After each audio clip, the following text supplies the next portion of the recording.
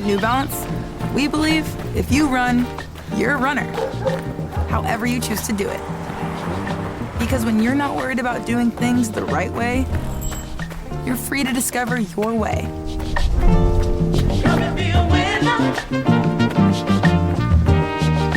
And that's what running's all about. Run your way at newbalance.com/running.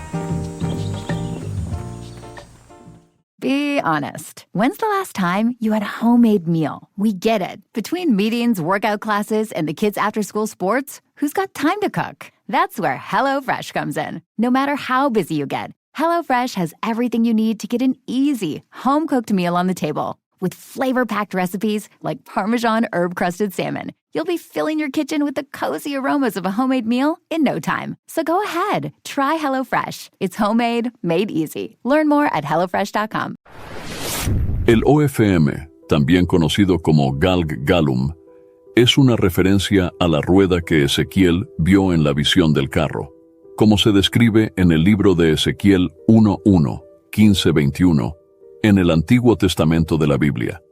Este libro hace mención a los ángeles en 108 ocasiones, destacando ejemplos de su intervención en las vidas de Abraham y Jacob, según consta en el libro del Génesis. Es interesante notar que, en el libro del Éxodo, Moisés también tuvo encuentros con ángeles durante sus viajes por el desierto. En total, la palabra ángel o ángeles aparece 32 veces en los escritos de Moisés. Esto muestra que los ángeles son seres reales, no meras figuras u opiniones míticas. El reino espiritual es un reino fascinante que tiene un profundo impacto en nuestra realidad física. Si bien el mundo demoníaco puede estar oculto a la vista, el reino angelical es igualmente misterioso e inspirador. Estas personalidades espirituales existen más allá de nuestra percepción terrenal y pueden ejercer una poderosa influencia en nuestras vidas. Aunque no podemos tocarlos, los ángeles pueden actuar en situaciones que están fuera de nuestro control, incluido el derrocamiento de reyes.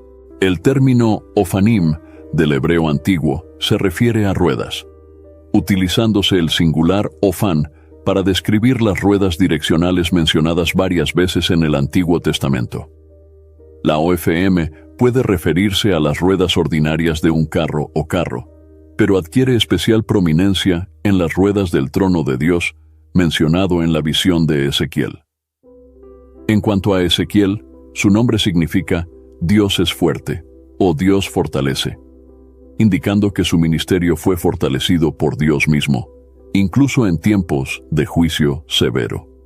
No fue abandonado, ni siquiera durante el exilio. Ezequiel tuvo la visión de la OFM mientras estaba en el exilio, y este encuentro marcó el comienzo de su ministerio profético. En su descripción inicial de la visión, Ezequiel 1:14, informa que, mientras estaba entre los exiliados, vio los cielos abiertos y tuvo visiones de Dios. La dificultad para definir la OFM, tal como se describe en la visión de Ezequiel, refleja la complejidad de esta experiencia. Ezequiel describió su visión usando símiles, como metal brillante en medio del fuego, para transmitir una idea de lo que vio. Aunque sus palabras intentaron capturar la experiencia, reconoció la limitación de describir algo tan trascendente. Más tarde, las criaturas que vio fueron identificadas como querubines. Ezequiel describió las ruedas como ruedas de carro, sugiriendo una estructura que podía moverse en todas direcciones sin necesidad de girar, algo similar a un giroscopio. Al describir lo indescriptible, Ezequiel, en Ezequiel 1:1, 15-21, fue testigo de una visión de 4 seres, cada uno con 4 ruedas tocando el suelo junto a ellos, una rueda al lado de cada ser. Las ruedas brillaban como si fueran de berilo. Todos parecían iguales, hechos del mismo material. Cada uno tenía una segunda rueda que giraba transversalmente en su interior, lo que permitía a los seres moverse en cualquiera de las 4 direcciones sin necesidad de girar. Los bordes de las 4 ruedas eran altos y aterradores, cubiertos de ojos por todos lados. Cuando los seres vivos se movían, las ruedas lo seguían. Cuando volaron, las ruedas también subieron. El espíritu de los seres vivientes estaba en las ruedas, así que dondequiera que iba el espíritu, también iban las ruedas y los seres vivientes. Cuando los seres se movían, las ruedas se movían. Cuando los seres se detuvieron, las ruedas se detuvieron. La interacción entre las ruedas y los querubines fue constante, y Ezequiel informó que el Espíritu de Dios se manifestó en todo lo que sucedió. Ezequiel también se dio cuenta de la omnisciencia de Dios representada por los múltiples ojos que vio. Este gran libro comienza con una visión en la que Dios llama al profeta para que sea su portavoz y vigilante de los exiliados hebreos. Ezequiel proporcionó visiones a través de analogías, comunicando una imagen y luego compartiendo su interpretación. Las visiones divinas siempre guían a los líderes y a las personas en la dirección correcta. La visión divina incluía el hecho de que el espíritu de los seres vivientes estaba en las ruedas, permitiéndoles moverse en cualquier dirección en que se movieran las ruedas. Esta extraordinaria visión incluía enormes ruedas, seres vivos, fuego envolvente y ojos en las llantas. Una imagen deslumbrante de la providencia de Dios siempre en acción, intrínsecamente diseñada, sin fallar ni retrasarse. Lo que Ezequiel vio o describió en este pasaje es difícil de visualizar completamente, representando probablemente un magnífico carro de 4 ruedas que trae a escena el trono de Dios, transmitiendo la idea de continuidad, movimiento y actividad no solo de los seres vivos, sino también de Dios. El OFM u Ofanim se menciona de la misma manera en Ezequiel 10. Esta visión puede parecer extraña al lector moderno, pero es importante recordar que es una experiencia visionaria y las características surrealistas pueden superar al realismo. El OFM ha sido objeto de fascinación para muchos, y escritores apocalípticos judíos posteriores le han dado vida propia. This episode is brought to you by Shopify. Upgrade your business with Shopify, home of the #1 checkout on the planet. Shop Pay boosts conversions up to 50%, meaning fewer carts going abandoned and more sales going cha-ching. So if you're into growing your business, get a commerce platform that's ready to sell wherever your customers are. Visit Shopify.com to upgrade your selling today. My dad works in B2B marketing. He came by my school for career day and said he was a big ROAS man. Then he told everyone how much he loved calculating his return on ad spend. My friends still laugh at me to this day. Not everyone gets B2B, but with LinkedIn, you'll be able to reach people who do. Get a $100 credit on your next ad campaign. Go to linkedin.com/results to claim your credit. That's linkedin.com/results. Terms and conditions apply. LinkedIn, the place to be, to be. Las ruedas finalmente fueron reconocidas como un tipo separado del ángel, conocido como Ofanim. Si los Ofanim son en realidad seres angelicales o simplemente un mecanismo de transporte multidimensional, impulsado divinamente, es una cuestión secundaria. Lo importante es su papel al mostrar la gloria de Dios a Ezequiel y a todos los demás creyentes, que algún día leerían su relato y obtendrían una visión renovada de Dios. Segundo en la línea de sucesión real, ¿quién es el ángel de la destrucción? ¿Quién es el destructor, también conocido como ángel de la muerte? Dios empleó a seres angelicales celestiales como mensajeros en varias ocasiones para ejecutar juicios sobre los pecadores en la tierra. Este ser es mencionado como el ángel de la destrucción en varias traducciones de la Biblia. No hay evidencia clara en la Biblia de que algún ángel haya sido designado como ángel de destrucción o ángel de muerte. Lo máximo que podemos inferir es que la Biblia se refiere a un ángel de destrucción como un ser o seres celestiales que fueron enviados para destruir a aquellos que estaban bajo el juicio de Dios. En el libro del Éxodo, la visita más conocida del ángel de la destrucción ocurrió durante la primera Pascua. El libro del Éxodo cuenta la historia de las 10 plagas de Egipto. Según el relato del Éxodo, los hebreos que vivían en Egipto estaban bajo el cruel gobierno de Faraón. Su líder, Moisés, le pidió al Faraón que los dejara partir hacia Canaán, pero el Faraón se negó. En respuesta, el dios hebreo envió 10 plagas a los egipcios, demostrando su poder y descontento, con el objetivo de persuadir al faraón para que liberara al pueblo hebreo. Mientras los israelitas aún estaban en Egipto, el Señor dio instrucciones a Moisés y a Aarón, diciéndoles que a partir de ese momento, el mes sería el primer mes del año. Debían seleccionar un cordero o un cabrito para sacrificar, un animal para cada familia. Si la familia era demasiado pequeña para comerse un animal entero, debían compartirlo con otra familia. El animal seleccionado deberá ser un macho de 1 año, una oveja o una cabra sin defectos. Debían cuidar de este animal hasta la tarde del día 14 del primer mes, cuando toda la comunidad de Israel debía sacrificarlo al atardecer.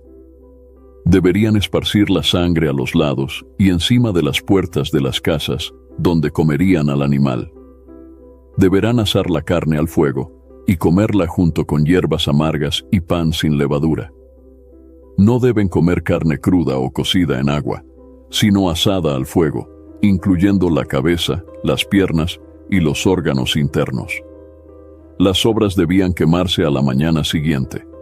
Comerían apresuradamente, calzados con sandalias y con callados en la mano, porque era la Pascua del Señor. Esa noche Dios pasaría por la tierra de Egipto y mataría a todos los primogénitos, tanto humanos como animales, ejecutando juicio contra los dioses de Egipto. La sangre en los postes de las puertas serviría de señal, y la plaga de la muerte no alcanzaría las casas marcadas. Este sería un día recordado de generación en generación como una fiesta especial para el Señor, con una ley que establecía que durante 7 días se haría pan sin levadura. El primer día del festival, todas las residencias deben ser limpiadas de cualquier rastro de levadura. Cualquiera que coma pan leudado durante los 7 días de la fiesta será excluido de la comunidad de Israel. Al principio y al final de la festividad, todos deben observar un día oficial de Santa Congregación, durante el cual no se permite ningún trabajo, excepto la preparación de alimentos. Esta fiesta, conocida como Fiesta de los Panes sin Levadura, se instituye como recordatorio de la liberación de Egipto, y es una ley perpetua que debe observarse de generación en generación. Durante los 7 días de la fiesta, hasta el día 21 del primer mes, no habrá levadura en ninguna casa. Cualquiera que consuma cualquier cosa fermentada durante este periodo será excluido de la comunidad de Israel. Estas regulaciones se aplican tanto a los extranjeros residentes como a los nativos de Israel. Durante este tiempo, solo se debe consumir pan sin levadura. Moisés convocó a todos los ancianos de Israel y les ordenó que eligieran un cordero o un cabrito para cada familia para ser sacrificado como animal de la Pascua. La sangre del animal debe drenarse en una palangana y luego se debe mojar un manojo de hisopo en la sangre y rociar sobre los lados y el dintel de las puertas de sus casas. Nadie debe salir de su casa hasta la mañana siguiente, porque el Señor pasará por la tierra para herir a los egipcios. Cuando vea la sangre en las puertas, salvará esas casas del ángel de la muerte. Estas instrucciones se establecen como ley perpetua que deben observar todas las generaciones. Cuando entren a la tierra prometida, deben continuar observando estas ceremonias. Cuando los niños pregunten sobre el significado de estas prácticas, se les explicará como el sacrificio de Pascua al Señor, quien salvó los hogares de los israelitas en Egipto, mientras él golpeaba a los egipcios. Entonces, tal como lo ordenaron Moisés y Aarón, el pueblo de Israel adoró al Señor y siguió sus instrucciones. A medianoche el Señor hirió a todos los primoguijos en la tierra de Egipto, desde el primogénito de Faraón hasta el primogénito del cautivo en el calabozo, y hasta el primogénito del ganado. Un gran lamento resonó por toda la tierra de Egipto, donde ni una sola casa escapó a esta tragedia. Éxodo 12, 1-30. Cuando el Señor pasa por la tierra para castigar a los egipcios, ve la sangre en los lados y en las partes superiores de las puertas, y pasa sobre estas casas, impidiendo que el destructor entre y os haga daño. Éxodo 12:23. Algunas traducciones, como Génesis y la versión King James americana, mencionan al ángel de la muerte en lugar del destructor. A este ser también se le llama el destructor de los primogénitos, en Hebreos 11:27-28. Sorprendentemente, el texto hebreo original de Éxodo 12:23 no menciona explícitamente a un ángel, solo indica que el que causa daño mataría al primogénito de Egipto. Puede que haya sido el Señor mismo actuando como destructor, pero también es posible que haya enviado un ángel para realizar esta tarea. En el Salmo 78, las plagas de Egipto se describen como llevadas a cabo por un grupo de ángeles destructores, usando la palabra hebrea para ángel, aunque no se refiere a un ángel específico. Además, un ángel destructor fue enviado como mensajero celestial para juzgar a los israelitas como consecuencia del pecado de David al realizar un censo. El Señor envió una plaga que duró 3 días y que provocó la muerte de 70,000 personas. Cuando el ángel estaba a punto de destruir Jerusalén, el Señor le ordenó que se detuviera, salvando la ciudad. Durante el ataque asirio a Jerusalén durante el reinado del rey Ezequías, un ángel destructor también entró en acción y mató a 185,000 soldados asirios en una sola noche. Este ángel fue enviado a proteger la ciudad en honor del siervo David. Otra mención de un ángel que trae muerte y destrucción ocurre en Hechos, que describe el juicio de Dios sobre el rey Herodes, Hechos 12:23. Instantáneamente, un ángel del Señor enfermó a Herodes porque aceptó la adoración del pueblo en lugar de darle la gloria a Dios. Luego fue consumido por los gusanos y murió. Un ángel con intenciones letales, conocido como el ángel del Señor, empuñando una espada, advirtió a Balaam en Números 22:31-33. El Señor abrió los ojos de Balaam y vio al ángel del Señor de pie en el camino, con su espada desenvainada en la mano. Balaam inclinó la cabeza y se acostó boca abajo. El ángel del Señor le dijo: ¿Por qué golpeaste a tu asna estas 3 veces? He aquí, yo salí para enfrentarte a ti, porque tu conducta era obstinada y contra mí. El asna me vio y se apartó de mí 3 veces. Si ella no se hubiera alejado de mí, ciertamente te mataría ahora y la dejaría vivir. Además, Jesús menciona que los ángeles estarán involucrados en el juicio final mundial de los malvados. Mateo 13:49-50. Será al final del siglo que vendrán los ángeles y separarán a los impíos de los justos, arrojando a los impíos en el horno de fuego, donde habrá llanto, tristeza, dolor y crujir de dientes. En ninguno de estos casos, a los ángeles se les llama ángeles de destrucción o ángeles de muerte. Podemos referirnos a un ángel que ejecuta el juicio de Dios como un ángel de destrucción, pero este término no es explícitamente bíblico. Además, los querubines son un grupo de seres celestiales creados por Dios y son los primeros en la jerarquía angelical. Aparecen en la Biblia inmediatamente después de la caída de Adán y Eva, Génesis 3. Luego de ser expulsado del jardín del Edén, Dios colocó querubines para custodiar el camino de acceso al árbol de la vida, impidiendo así que Adán y Eva regresaran y comieran de él. Estos seres celestiales demuestran la preocupación de Dios por proteger a la humanidad de la perpetuación de su estado caído. La reacción de Adán al presenciar a estos gloriosos querubines por primera vez en la historia de la humanidad no se revela, pero es probable que haya sido una mezcla de miedo y asombro, como se ve en otras secciones de la Biblia, que describen cómo reacciona la gente al ver ángeles. Zacarías. Por ejemplo, en Lucas 1:11-13, un ángel del Señor se apareció a Zacarías, de pie a la derecha del altar del incienso.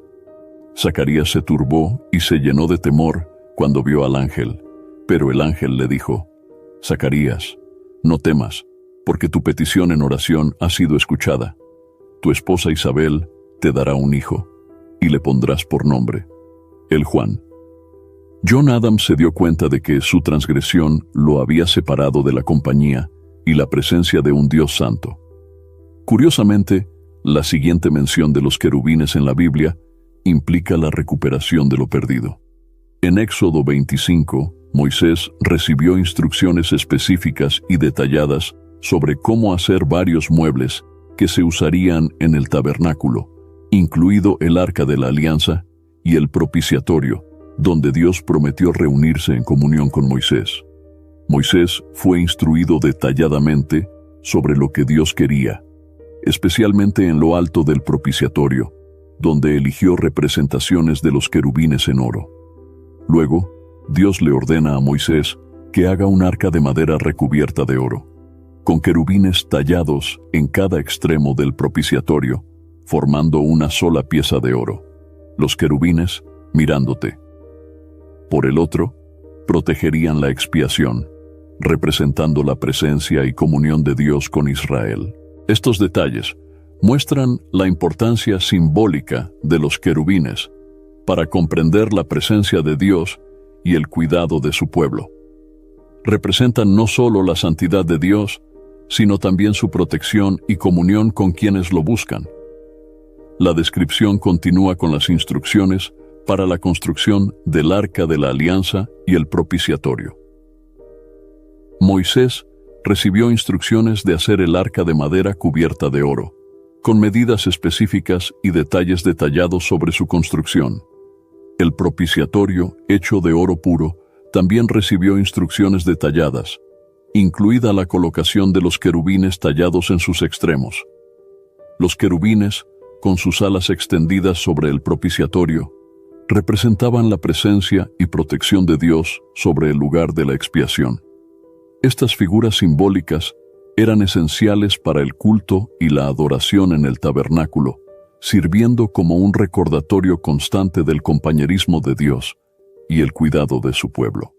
Al colocar las tablas de la ley dentro del arca de la alianza y cubrirla con el propiciatorio, Dios prometió encontrarse con Moisés allí y darle sus mandamientos para el pueblo de Israel.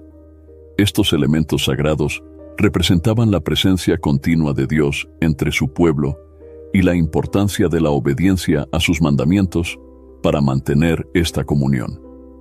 ¡Qué vista tan increíble debe ser! Eran los querubines asociados con la presencia misma de Dios.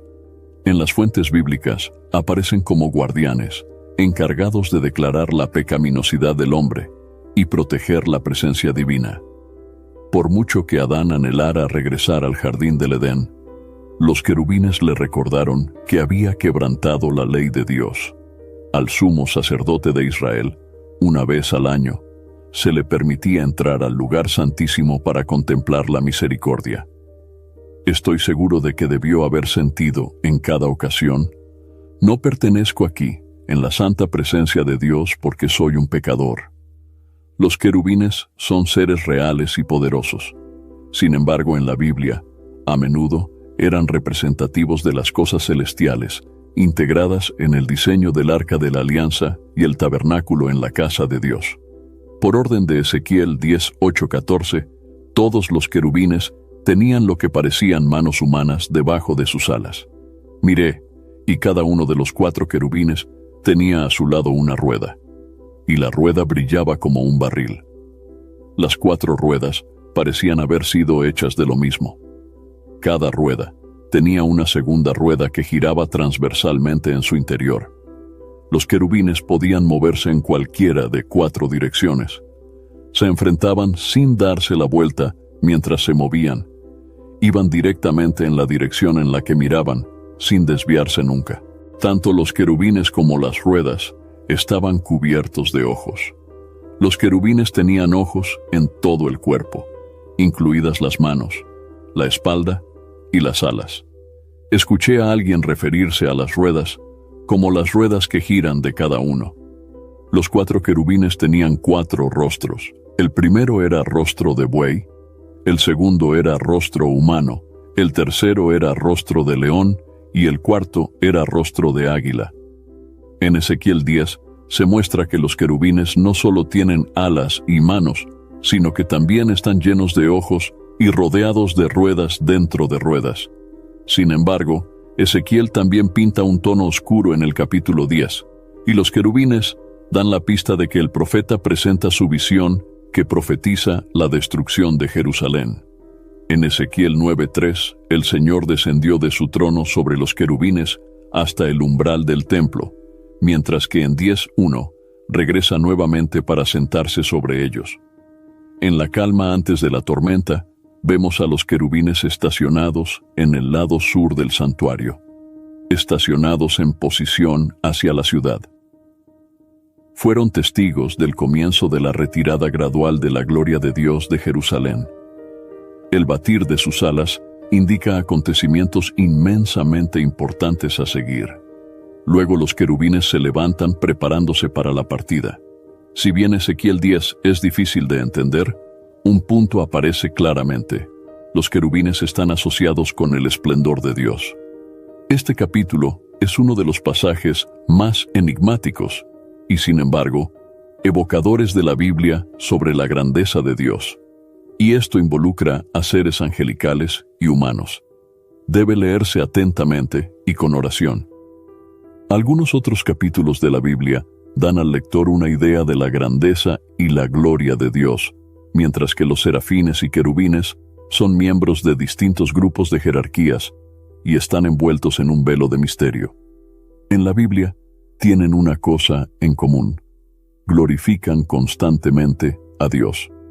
Pero por más maravillosos que sean los seres angelicales y celestiales, palidecen en comparación con nuestro Cordero Celestial, el Señor de la Gloria, ante quien todos los poderes del cielo y de la tierra se inclinan en adoración santa y sin aliento. La adoración al maestro del coro, mientras se cantan las lecciones de la alianza, es un salmo de Asaf. Escúchanos, oh pastor de Israel, que conduces a José como a un rebaño, tú que estás sentado en el trono entre el resplandor de los querubines.